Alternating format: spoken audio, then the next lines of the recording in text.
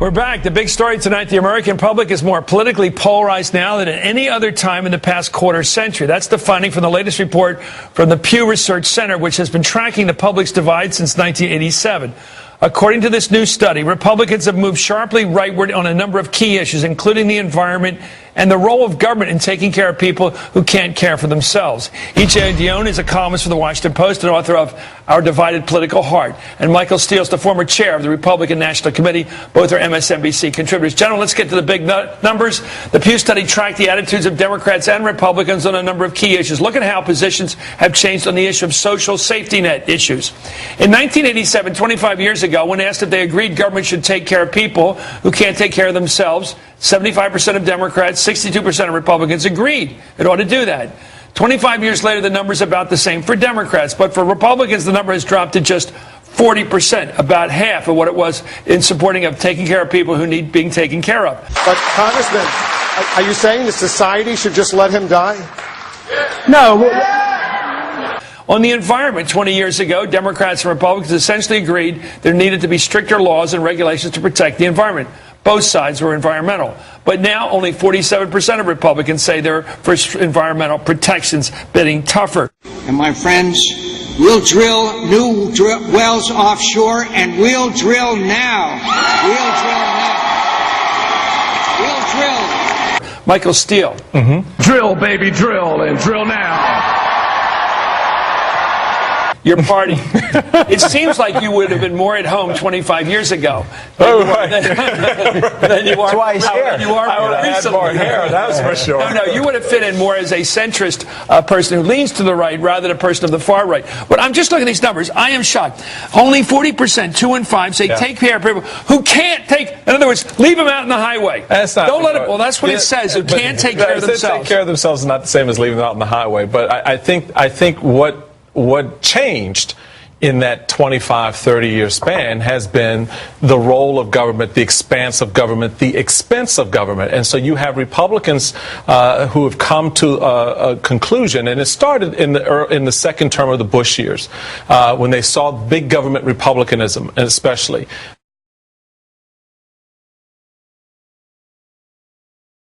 The health care bills, the spending that was undertaken for the wars, etc.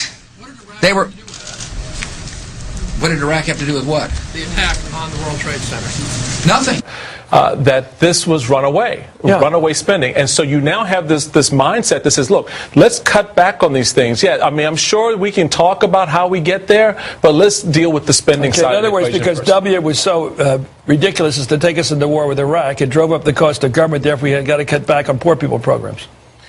That's what you just said. No, it's not what I just said. You said the cost of wars. You said the cost of wars. Among other things, it was also the safety net issues. Okay. And look, the Republicans have been very consistent over the years arguing about the spending on the social programs without the benefit of going back and reviewing those programs and making sure that those dollars are being effectively just on a general principle, let me get back to the general question. Percent who agree government should take care of people who can't take care of themselves. A dramatic decline, somewhere between 62% down to 40%. Right. I mean, and what's really important here is that this is asymmetric polarization, because on the Democratic side, the numbers show that they haven't changed on these core economic issues. They're more or less the same. All of the shift is on the Republican side. So if you ask how do you explain it? He has a reason. He said the cost of government and big regulation has driven people who were once moderate to the far right. What's your explanation why they went to the right? I think that a lot of people who used to be Republicans aren't Republican anymore. A lot of moderates began leaving the party in the 90s. Counties like near you where you used to live in Philadelphia. Some became independents, some became Democrats, but they're not voting in Republican primaries anymore. They're not calling themselves Republicans. Okay, to make your point, the ideological makeup of the parties has also changed according to this study. Today, moderates make up a small part of the Republican Party, just about a quarter, 26%. 68%, 7 out of 10 of Republicans call themselves actual conservatives.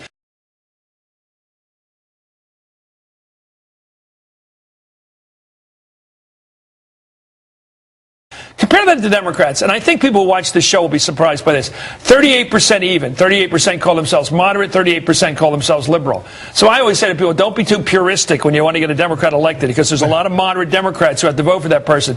The Pew study also shows the racial makeup of the party. So this doesn't surprise me. The Democratic Party over the past 12 years has grown more diverse, of course, with new immigrants and people, while the Republican parties remain overwhelmingly white. 87% of Republicans are white. That doesn't surprise me much. No, Michael? Well, no, that's the one area where I do have a great deal. How many Jack Kemps and Michael Steeles are there out there? They're not a lot. They're not a lot. And that is something I genuinely have a concern about. When I look at the demographic shifts in this country, where the new politics is going to take place, it's in urban centers, it's in communities. Are there people in your party going out into the middle-class black neighborhoods, nice neighborhoods in this town, nice neighborhoods in Philadelphia, Germantown, those nice neighborhoods, and ask those people to consider their party? No, they're not, and that's the problem. I don't want to make people's lives better by giving them somebody else's money. If the NAACP invites me, I'll go to their convention and talk about why the African American community should demand paychecks and not be satisfied with food stamps.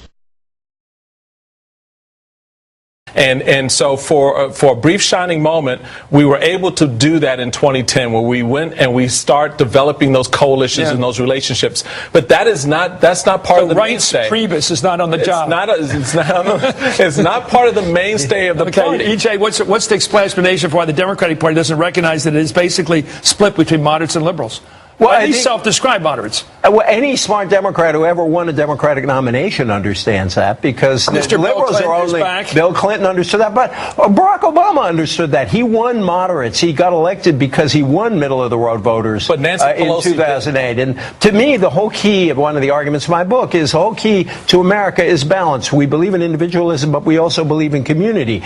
I think Obama and Clinton both understood the communitarian side. The Republicans have thrown compassion and conservatism overboard. Is our divided political heart. Your state has executed 234 death row inmates, more than any other governor in modern times. Have you...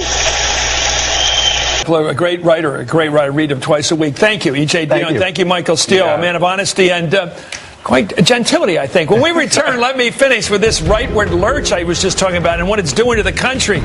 Let me finish tonight with this. That last segment we did has some powerful news in it, don't you think? All this talk about the two parties being so wide apart. Now we learn that it's the Republicans who are the cause of the distancing. It's the right that's moving farther right. The Democratic side is where it's been. A quarter century ago, 62% of Republicans believed government should look out for people who couldn't take care of themselves. Today, the figure's down to 40%. That's right. Today, only 40% of Republicans, just 2 in 5, think the government should take care of people who can't take care of themselves. What should we do? Leave the accident victims lying out there in Route 95? Do we shove the people out of the ER and out on the street? Do we dump people born with handicaps into dumpsters? What do these people mean when they say we shouldn't take care of the helpless? What happened to Lincoln's belief that government should do for people only what they cannot do for themselves? Well, here's another one. Only 47% of Republicans now say they believe in stricter laws to protect the environment. Is this the party of Teddy Roosevelt? Are these the legatees of the president who was one of the original conservationists? 20 years ago, that number was 86%. Look, overall, the party, once the party of right-leaning centrists, is now 68% conservative. Only 26% of the Republicans now call themselves moderate, about 1 in 4. The Democrats, in contrast, have a balanced membership now, 38% moderate, 38% liberal. So while the Democrats remain much as they were a quarter century ago, the Republicans have lurched so far right that Abe Lincoln, or environmentalists, I should say, wouldn't even recognize them.